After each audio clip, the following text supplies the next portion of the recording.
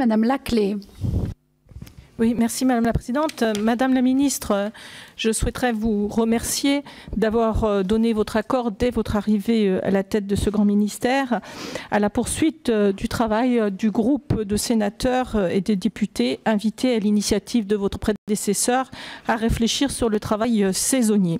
Ce travail saisonnier qui est un phénomène complexe avec plusieurs types de contrats, une multitude de secteurs concernés, si complexe qu'il est parfois bien difficile de savoir en réalité comment il évolue. Ce que nous savons, c'est qu'il concerne plus particulièrement un public jeune, beaucoup de femmes, des métiers peu qualifiés, payés souvent au SMIC ou à peine plus et des horaires atypiques, ce qui fait que ces emplois cumulent toutes les caractéristiques de l'emploi précaire et de mauvaise qualité, auxquelles s'ajoutent des difficultés spécifiques au travail saisonnier, comme l'accès au logement et au transport.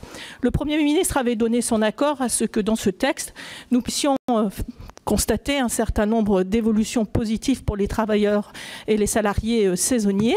Je constate que l'article 39 et l'article 40 répondent en partie aux préconisations que nous avons pu vous faire ou celles que j'ai pu faire avec ma collègue Annie Genevard dans le cadre d'un rapport qui a été rendu au Premier ministre sur le travail, sur la montagne.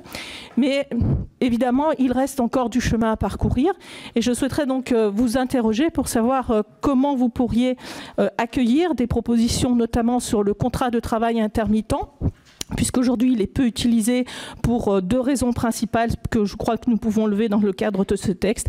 Et si vous êtes prête aussi à regarder positivement des évolutions sur les groupements d'employeurs. L'article 40 marque déjà une première étape, mais je crois que nous pouvons aller plus loin.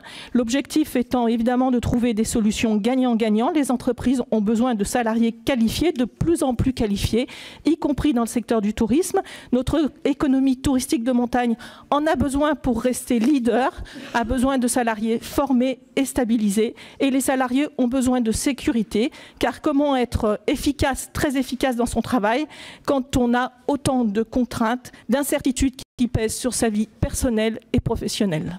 Merci.